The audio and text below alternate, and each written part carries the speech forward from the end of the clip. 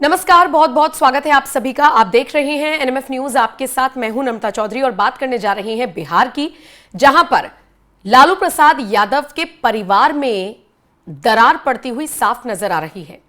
हालांकि अपनी निजी जिंदगी को लेकर तेज प्रताप यादव ने जिस तरीके से लालू प्रसाद यादव के गुस्से को झेला, परिवार से उनको निष्कासित किया गया, पार्टी से उनको बाहर का रास्ता दिखाया गया और उसके बाद से ही तेज प्रताप यादव राजनीतिक मैदान में हुंकार भरते हुए नजर आ रही हैं।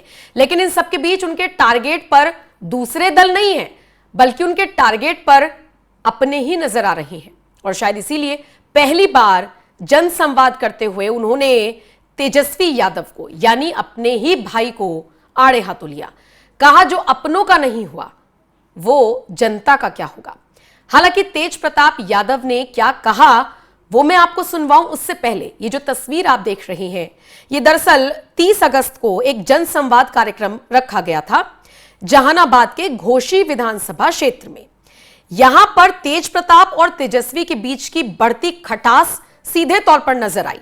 और ऐसा इसलिए क्योंकि तेज प्रताप अपनी इस जनसभा में तेजस्वी पर सीधे सीधे भड़के और बिहार की राजनीति के साथ साथ लालू परिवार की आंतरिक कलह का भी ये एक प्रमुख उदाहरण नजर आता है। तेज प्रताप का ये बयान कि जो अपनों का नहीं हुआ वो जनता का क्या होगा, निश्चित तौर पर दिखाता है कि कैसे वो नाराज है अपने भाई से। और ये जो वर्चस्व की लड़ाई चल रही है, इसका अंदाजा भी आप इसी से लगा सकते हैं कि जब तेज प्रताप यादव जनसंवाद कर रही हैं, मैदान में मौजूद है, तो अपने पीछे जो उन्होंने पोस्टर लगाया हुआ है उस पर लालू प्रसाद यादव की तस्वीर नजर आ रही है और पीछे लिखा है लालू राबड़ी। हालांकि अब कुछ लोग स्पेलिंग भी पकड़ रहे हैं, लालू भी गलत लिखा है, राबड़ी भी गलत लिखा है। लालू और राबड़ी जिंदाबाद ये लिखते हुए नजर आए हैं तेज प्रताप, जिसको लेकर भी लोग उन्हें ट्रोल कर रहे हैं। लेकिन इस तरफ ध्यान गया लोगों का बाद में, लेकिन उससे पहले लोगों का ध्यान गया कि आखिर तेज प्रताप यादव को गुस्सा क्यों आया। तेज प्रताप यादव ने क्यों कहा कि जो अपनों का नहीं हुआ वो जनता का क्या होगा। आइए सुनिए तेज प्रताप यादव ने क्या कुछ कहा। आपकी बात तेजस्वी सरकार फालतू बात मत करो यार। तुम्हारे सिर्फ का है क्या भाई, पुलिस पकड़ेगा लेके चल जाएगा। फालतू का बात मत करो। जनता का सरकार आता है, किसी व्यक्ति या विशेष का सरकार नहीं होता।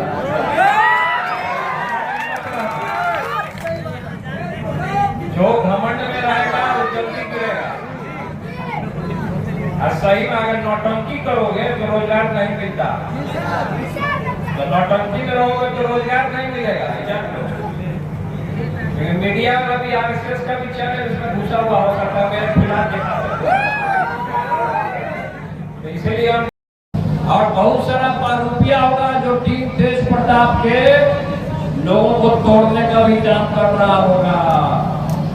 उसके चक्कर में मत पड़िएगा, क्योंकि भाई हमको तोड़ने का काम किया, हमको भगवान ने मौका दे दिया, हमको तोड़ा।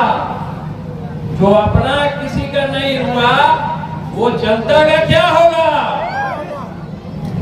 इसलिए हमने शुरू से कहा लोगों को कि हमको कोई पद का लालच नहीं है, हमको कोई मुख्यमंत्री बनने का लालच नहीं है। शुरू से ही, अंत से ही आपने देखा था कि किस तरीके से श्री रामचंद्र जी को वनवास हुआ था, सब लोग जानते हैं। और गांव के लोग अगर रामायण जानते हैं, भगवत गीता जानते हैं, तो अपने कर्मों से नहीं भटकेंगे।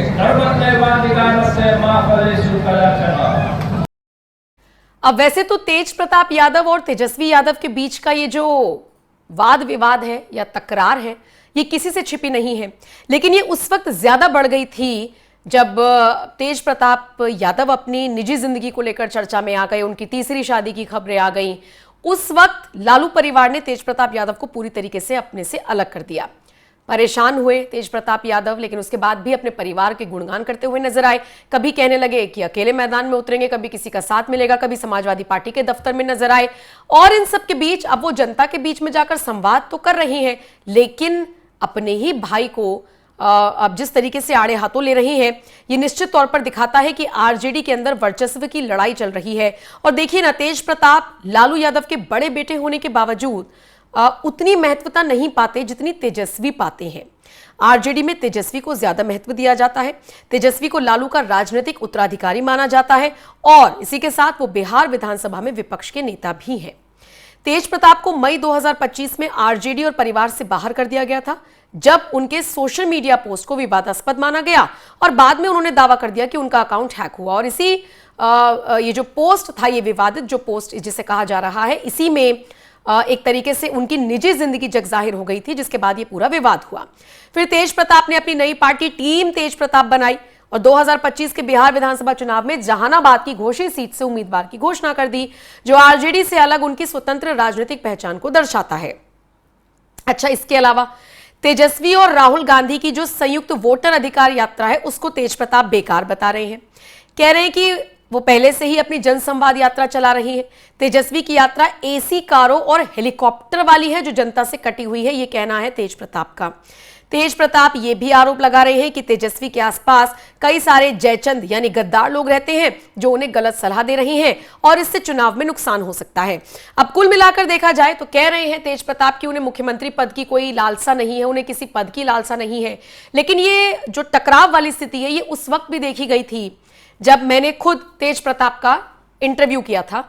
बिहार में ये इंटरव्यू हुआ था और सवाल पूछा गया कि भाई नवरात्रि के मौके पर जहां लोग पूजा पाठ में व्यस्त होते हैं, वहां पर आपके भाई ने एक पोस्ट डाला और जिसमें वो मछली खाते हुए नजर आए।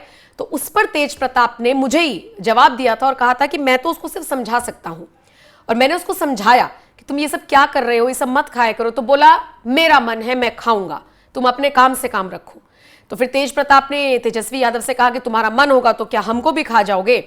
और इसी तरीके से तेज प्रताप यादव जवाब देते हुए नजर आए थे। उस वक्त भी देखिए, बात बहुत छोटी सी थी खाने पीने को लेकर, लेकिन तेज प्रताप उस वक्त भी ये बात कहते हुए नजर आए थे कि मैं सिर्फ कह सकता हूं, मैं सिर्फ अपने विचार रख सकता हूं, मानना ना मानना सामने वाले के हाथ में है।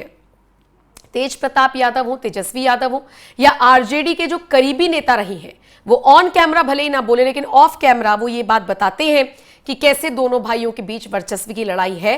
तेज प्रताप को लेकर हालांकि कहा जाता है कि वो उतना दिमाग नहीं लगा पाते हैं राजनीति में, लेकिन तेजस्वी यादव चूंकि लालू के उत्तराधिकारी के तौर पर नजर आते हैं राजनीतिक तौर पर, तो कहीं ना कहीं तेजस्वी की भूमिका, उनके बात करने का तरीका, उनके मुद्दों को उठाने का तरीका आरजेडी के साथ साथ बिहार की जनता को समझ में आता है मुकाबले तेज प्रताप के। अब ये तो देखने वाली बात होगी, क्योंकि तेज प्रताप को भी पसंद करने वाले कम नहीं है। अब देखने वाली बात ये होगी कि ये जो बागी रुख अख्तियार करते हुए नजर आ रही है तेज प्रताप, ये बिहार में चुनाव में आरजेडी को किस तरीके से नुकसान पहुंचाते हैं। फिलहाल इस खबर पर आपका क्या कुछ कहना है, आप अपनी राय कमेंट कर हमें जरूर बताएं।